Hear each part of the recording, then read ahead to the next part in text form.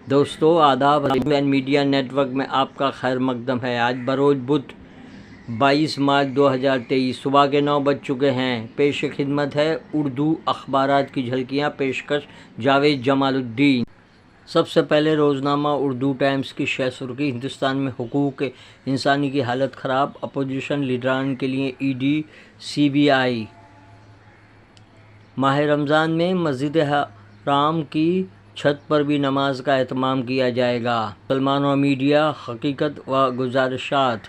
खुसूसी मज़मून सैफुर्रहमान। इदारिया 2023 की तारीखी सुलह।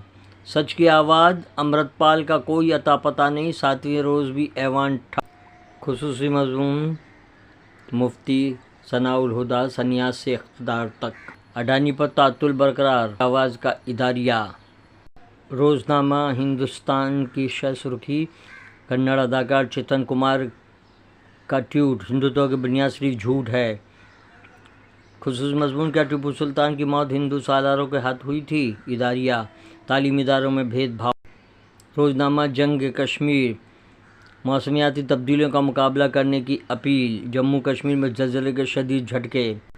चीन और रूस के ताल्लुकात आला तरीन मकाम पर हैं। रूसी सदर, रूस ने यूक्रेन अमन मुज़ाकरात में 4 मुल्क की शिरकत मुस्तरद कर दी। हम अरब ममालिक की मुसलमान से ज़्यादा खुश नसीब हैं। खुसूसी मज़मून इदारिया, जराइम में इजाफा तशवीशनाक। रोज़नामा राष्ट्रीय सहारा की शह सुर्खी। सजाए मौत के लिए फांसी के लिए पर गौर करने के लिए तैयार सुप्रीम कोर्ट।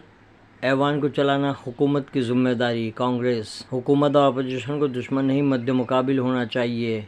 खुसूसी मज़मून मरकज़ ममता तसादुम इदारिया।